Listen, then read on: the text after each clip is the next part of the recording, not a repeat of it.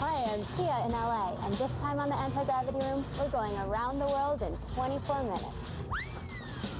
That's right, from Japan to South Africa, there's a lot of cool stuff out there. I'm Phil in Toronto, and we have interviews with Garth Ennis, Fantagraphics, and Carl Masek coming up. And I am still Nick in New York. We've got a ton of anime like Ghost in the Shell in this episode, so all you otaku, stay tuned to the Anti-Gravity Room.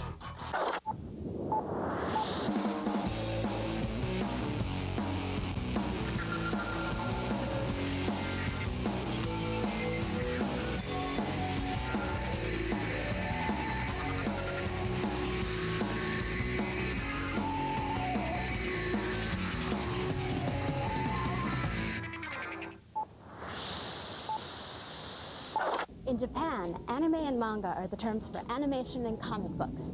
There once was a manga cyberpunk anime epic called Ghost in the Shell. It was turned into anime, kicked butt in Japan, and now is hitting North American theaters on a limited release. Marvin Gleicher of Manga Entertainment discusses this Japanese invasion.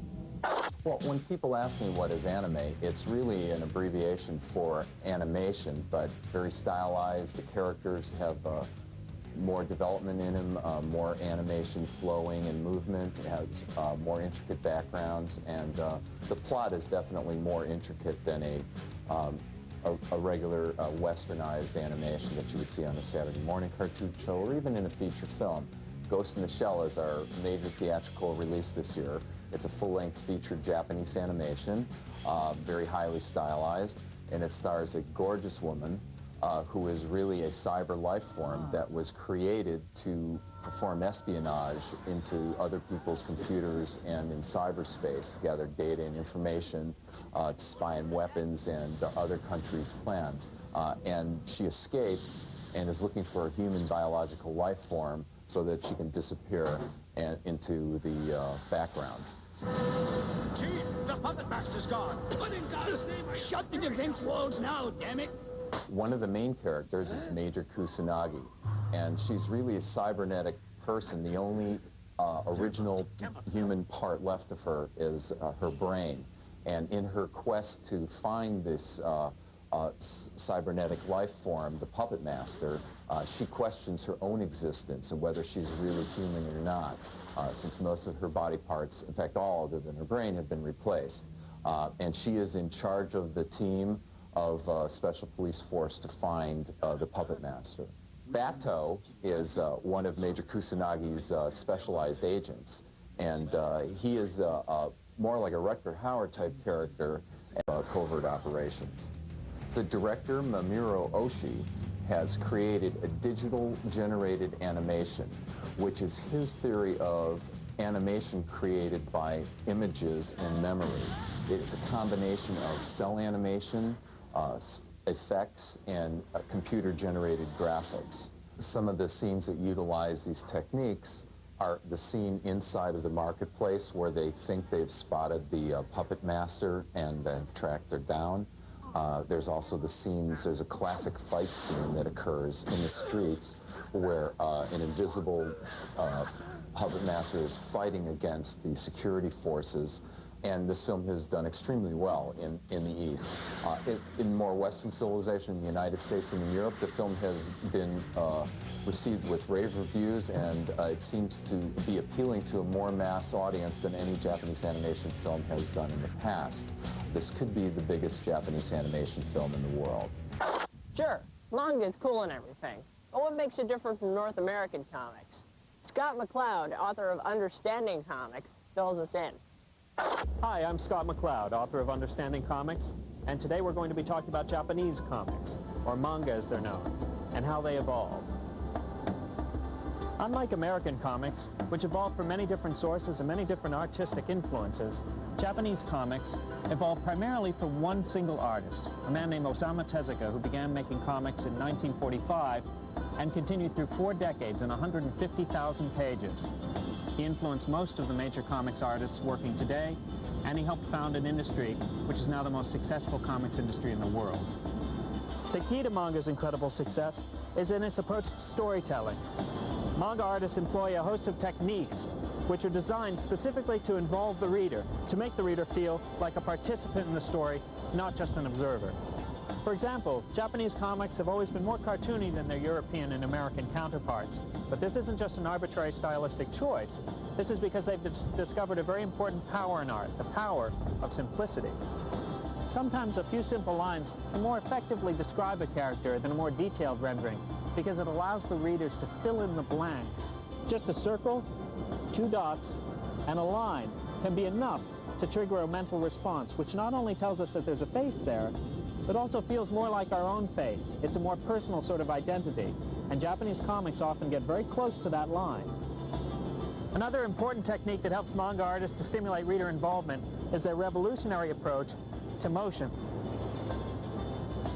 Unlike their American and European counterparts, Japanese artists offer a very subjective view of motion, one that allows the readers to feel as if they're moving just as fast as anything in the picture. Today's popular Japanese comics, the ones that have been translated in America, like Ranma 1/2, Akira, or Lone Wolf and Cub, bear little resemblance to Tezuka's work, but they still have his influence deep inside them. And really, they're like leaves on a tree that you can follow back through the branches and down to the trunk. That trunk is Osamu Tezuka. So we want to know, what foreign comics do you read? My favorite international comic would probably have to be Tintin. I, as a kid, grew up with him, and I still read him to this very day. My favorite international comic is Asterix, and even now I still read it every once in a while because I almost have the whole collection. I love manga, and I especially can't wait for the Ghost in the Shell movie release. My favorite international comic is Astro Boy, by far. When we come back, filled with CD-ROM reviews and some global cuisine at the International House of Pancakes. Cringe-tastic.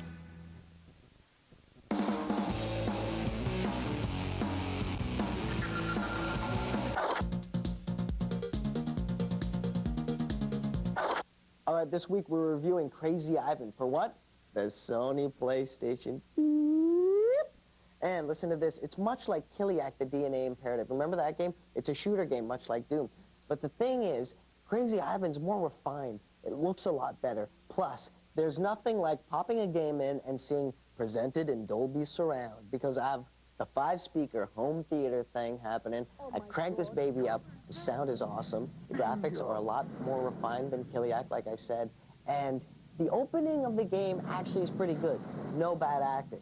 Now, as you go up the different levels, you get to change countries. You start off in Russia. You can eventually end up in Japan. You can end up in North America and New York. You can end up in Saudi Arabia. And the terrain is much the same as you'd expect from these countries. A little bit of a tip, though. Like, in the first level, for example, you get into a certain arena. Now, there are 4 arenas, and then there's a certain item you have to pick up, okay? Now, pick up all your things at the arenas and get out of there, because if you don't keep moving, the Black Knight will come, which is this huge robot, and it'll blow you away, and then you got to keep going over and over again. Crazy Ivan, I have to give it 4.5 Gs out of 5. Why do I take off the half G? Because Psygnosis, the guys who came up with this game, I know they're going to come up with an even better shooter game. Crazy Ivan, check it out. This just in. Vertigo and Peter Cooper present The System. Corrupt cops, serial killers, crazed bombers, and political scandal are the focus of this 3-part miniseries. Indie Magazine issue number 14 is now available, featuring the UK comic scene and interviews with Billy Tucci, Xander Cannon, and Bud Root. Big Entertainment and Alliance Television are turning John Jake's Mulkin Empire into a TV series. Mulkin Empire was a 6-issue limited series released last year. No food, no water. What comics would you like on a desert island? If I could take 3 comics onto a desert island, I would take Bone, Scud, and Bone.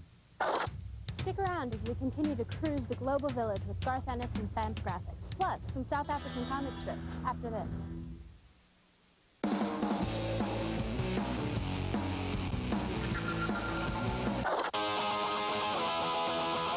Hey, what's up, fellow tourists to Earth? I am Nick, and this is Comicophia, my weekly 35 squared minutes of low-fat fun with the latest comics.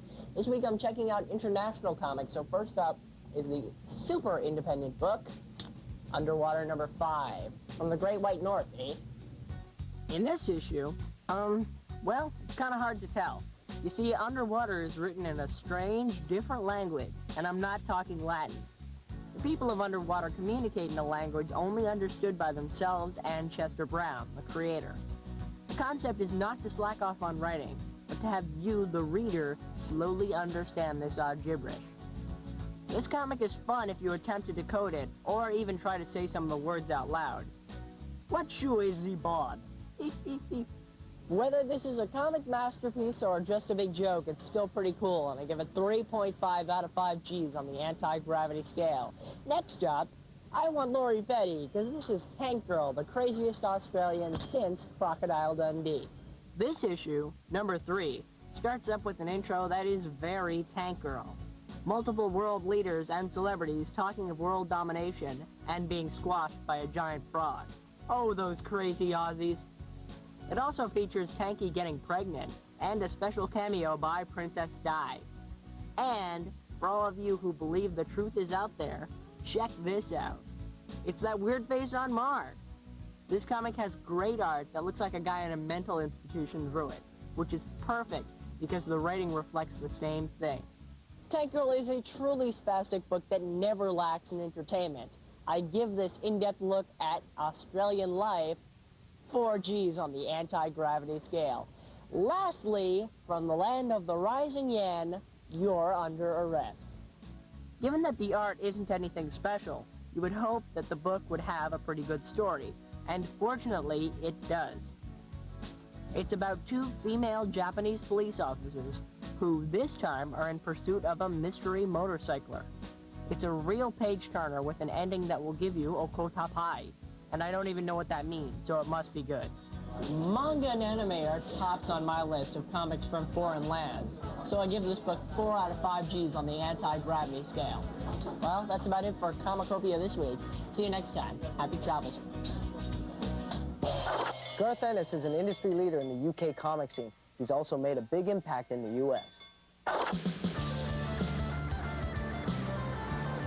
I don't tend to think a great deal about the global village in terms of what I'm producing. The ideas come from all over the place, from dreams, from things that I see happen on the street, from a chance remark someone might make, from a person you meet, you might get an instant idea for a character.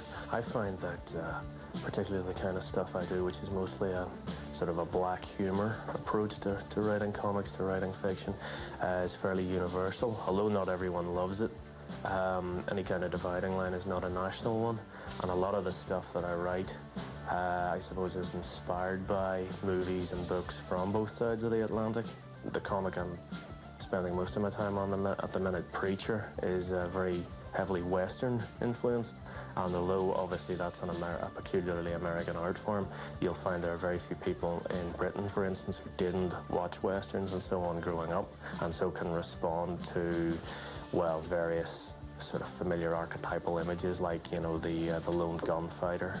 Arseface got his name because one of the characters in Preacher simply shouted out, "That fella's got a face like an arse."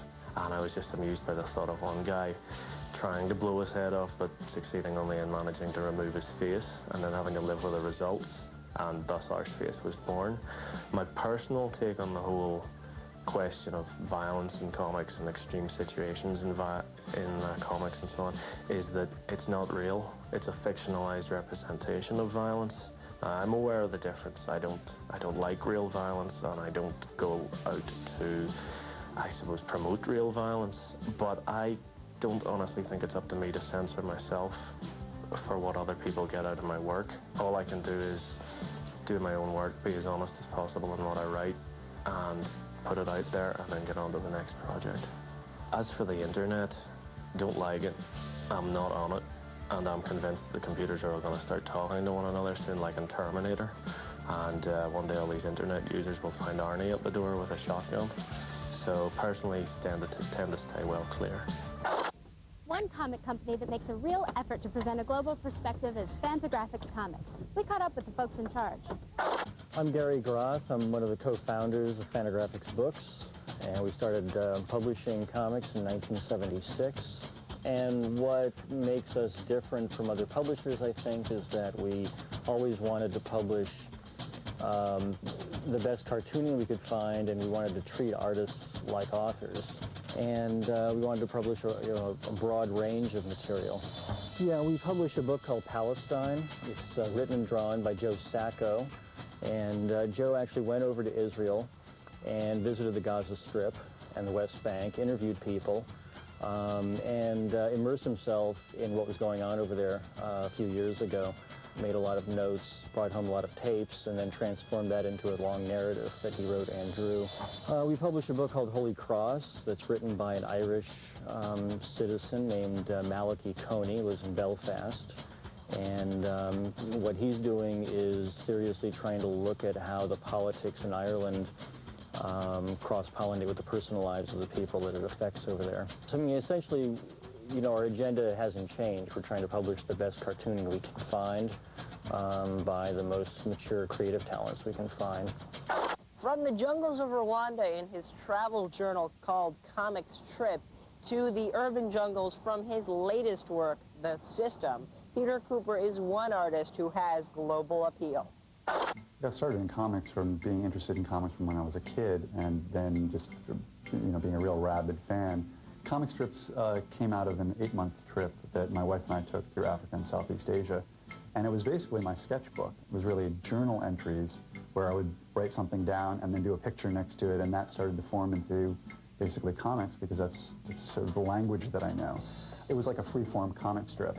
It was a way to communicate with people, because I would do a drawing, let's say, and show them, and you know, that was a way to sort of bridge a language gap.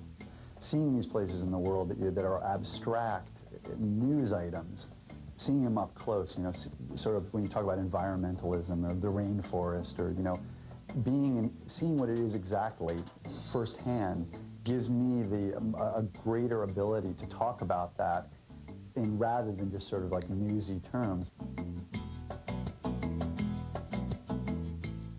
Well, the system came out of living in New York, and I think I love living here because it's a little bit like traveling all the time. The cross-influence of different cultures and all that. But the seed for the system itself really came from a subway ride where I looked around the train and I wondered, where did all these people come from, and where were they going, and would they run into each other again and influence one another? And that sort of connected to this world, a world view of, you know, seeing it all being associated. And I decided to do it as basically a wordless book.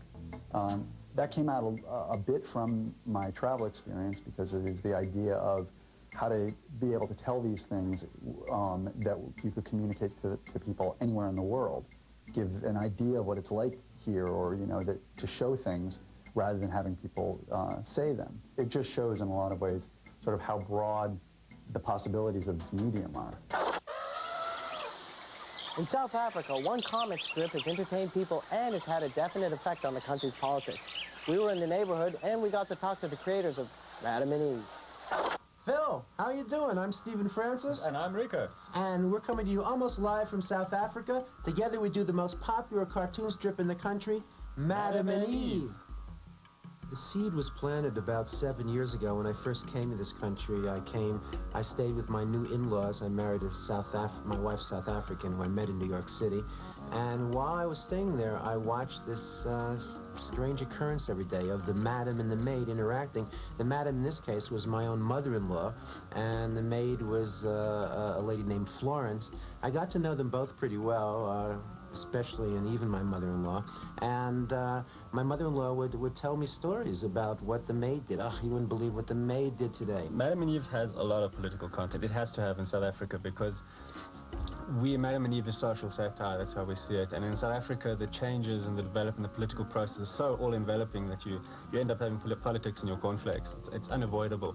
But also, when we set out to do Madam and Eve, we decided that we were trying to, actually, we based ourselves loosely on Doonesbury, and we had the same intent as Doonesbury, you know, to actually to create a diary of South African change. That's actually what happened. And we didn't set out to do that, but that's actually what happened. If we look over the last 3.5 years of our cartoon strips, you can actually follow the whole political process and the sort of the birth of the new South Africa.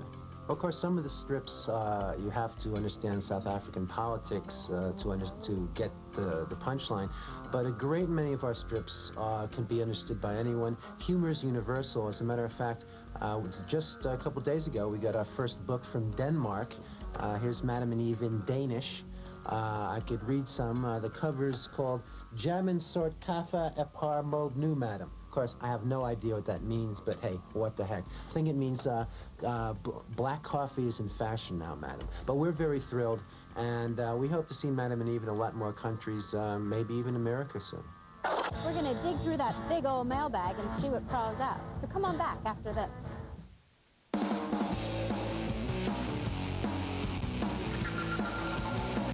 Aaron Rothman of Ann Arbor, Michigan writes, I love the show so much that I stay home on a Friday night just to see it. Cool. I'm also writing to you about the Phil fan club some friends and I started. Well, Aaron, here's the secret Phil fan club handshake.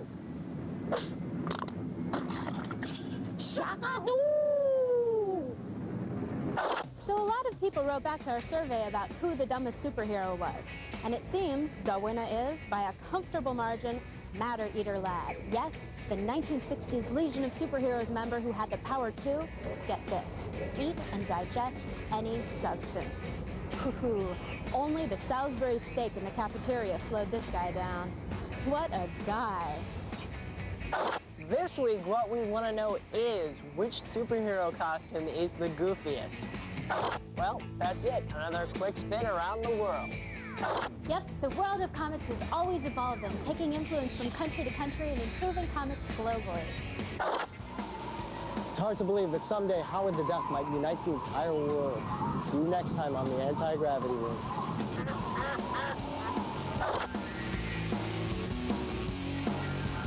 Ride into adventure with a legion of warriors ready to battle the forces of evil in an epic struggle to free the world from the Dark Ages. Quest of the Delta Knights, a Sci-Fi Channel planetary premiere, today at 4 p.m. Eastern, Sci-Fi Saturday.